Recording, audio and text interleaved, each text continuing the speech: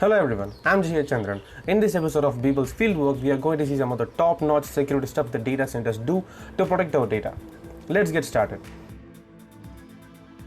To be simple, data centers are the places where the user's data is stored by a company. For example, that's the place where Google Drive or Dropbox stores our files. It further stores our account info like username, password, our Google Photos, our doc files, and all the precious data about us. Some companies like Amazon Web Services is even doing this as a business. So it must be secure to prevent theft, data loss, or data misuse. There are so many innovative ways through which companies protect their data centers. But now we shall see the top 5 things that are another level to protect our data. 1. The fence. The fences of data centers are made of steel instead of aluminum, so it is heavy and hard to cut or break. Even more interestingly, the fences are 8 feet tall and the design of the fence is so unique. That is, it prevents from climbing over the fence. The top of the fences are curved and spear-like.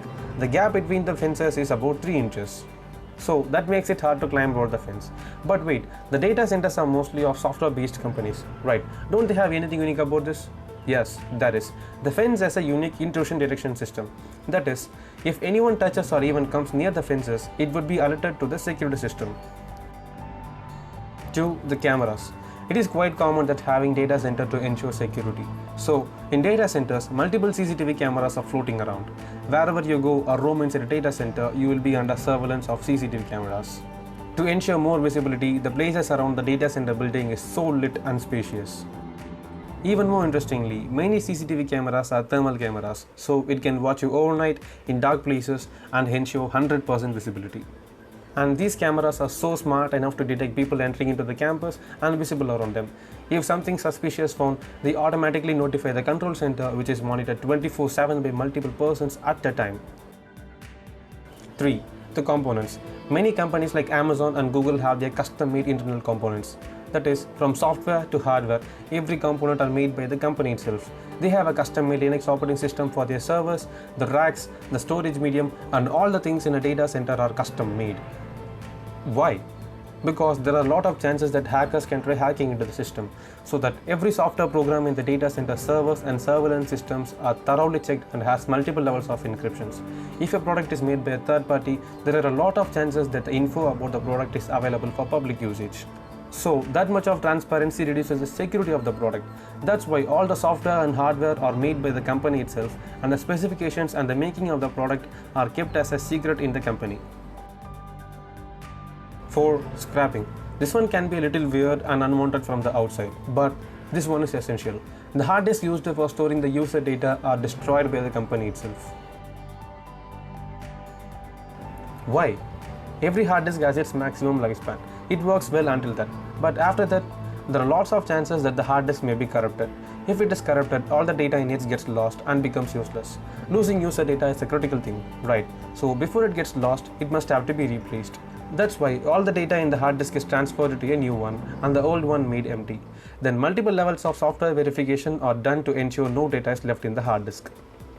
When disposing the hard disk, there are chances that it can go to someone and they can try recovering the files from the hard disk and get data from it.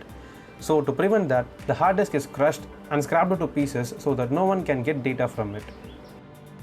Even more surprisingly, the person who is assigned for scrapping the hard disk only has the permission to scrap it, and that place is kept so secure in the data center, just for security. The last, emergency cases. A data center is a place full of electronics and heavy machines, so there are chances of fire accidents. At that time, the data centers have an emergency mechanism which does 2 main things. The data center must not receive any data request. So the data center is flagged and stops getting any incoming request and redirects the incoming request to the next data center. Then backing up data. Usually a data center has redundant data. That is, every data present in a data center is a copy of the original data that present somewhere else. This helps in reducing the data loss and improves the performance. Hence, it is called redundant array of inexpensive disk. But at some time, the data could be a single copy. For example, that could be the new data I uploaded to my Dropbox. So it is not sure that it exists somewhere else.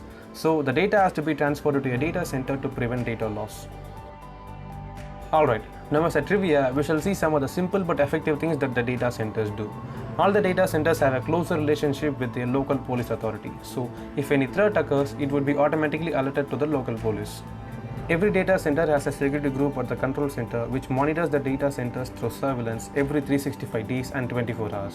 They do monitor all the things happening in and out of the data center through CCTV cameras, thermal cameras, and intrusion detection system.